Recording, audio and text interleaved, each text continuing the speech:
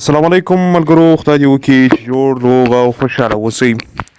دوستانو، په دې ویډیو کې به زه تاسو ته وښیم چې تاسو څنګه کولی شئ خپل ځان له بدو فلمونو له کتلو څخه وژغورئ او بد فلمونه ونه ګورئ. دوستانو، که چیرې تاسو په ګوګل کې یو داسې سایټ سرچ کړئ چې هغه په دغه پسې مربوط وي، په بدو شیانو پسې، نو ډېری ځوانان دې په دا کارونو باندې اخته سوي دي چې بد سایټونه په ګوګل او یا داسې نورو کې سرچوي او د هغه څخه خوند اخلي.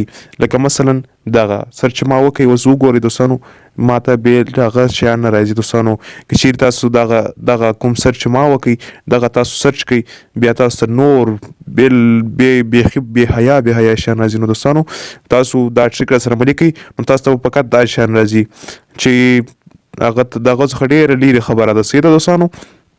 نو که چیرې غواړئ چې دا سیټینګ یې بند کړئ او خپل ځان له دې کارونو څخه وژغورئ، او دوستانو زموږ بل چینل به شاید چې جوړ شي، تاسو ته د دې روغتیا په اړه معلومات درکوي چې د موټ وهلو خطرونه څه شي دي او د موټ وهلو څخه د خلاصون لاره څه شي ده او د بدو فلمونو له خلاصون لاره څه شي ده، په 5 وخته جماعت باندې لمونځ کولو لاره څه شي ده، د سهار منځ ته راویښېدلو لاره څه شي ده.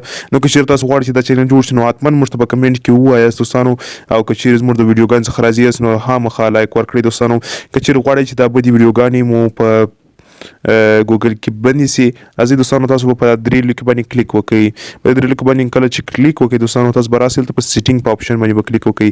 کله چې موږ په سیټینګ په اپشن باندې کلیک وکړئ، هلته به تاسو راولي دغې صفحې ته. دوستانو، کله چې دغه صفحې ته تاسو رالاست، دلته به تاسو په دې باندې کلیک وکړئ. کله چې موږ ته کلیک وکړئ دوستانو، دغه ځای به ټیک مارک کړئ او بل به دا ناٹ اوټو پلی.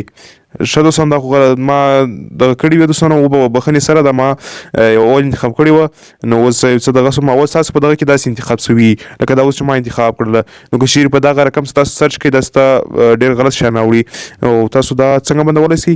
هاید ایکسپلیکیټ ریزلټس او بل ډو ناٹ اوټو پلی. دغه دوه سیټینګ کله چې تاسو انتخاب کړئ، نو بیا تاسو په ګوګل کې هیڅ کله تاسو ته بد شی نه راځي. بیا به راسي په دا پای کې سیف بټن، د سیف بټن باندې به کلیک وکړئ او اوکې باندې به کلیک وکړئ. دوستانو، تاسو چې اوس هر څه سرچ کړئ، تاسو ته به اسلامي شیان راوړي. دوستانو، نو تاسو کولی سئ دوستانو دا ټول سرچونه ما پکې وکړه، هیڅ راپورته نه کوي.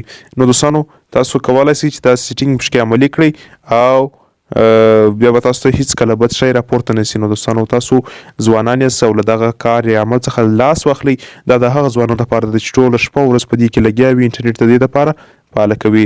نو دلته تاسو ته هیڅ داسې ویډیو نه راپورته کوي چې د بد شي مربوط وي. نو دوستانو، نو تاسو هم دا سیټینګ وکړئ او له دې څخه ځان وژغورئ.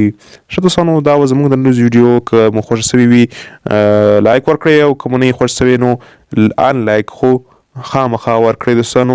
او دا بل دا داسې ویډیو نه وه دوستانو چې تاسو دې خوا باندې بده سي.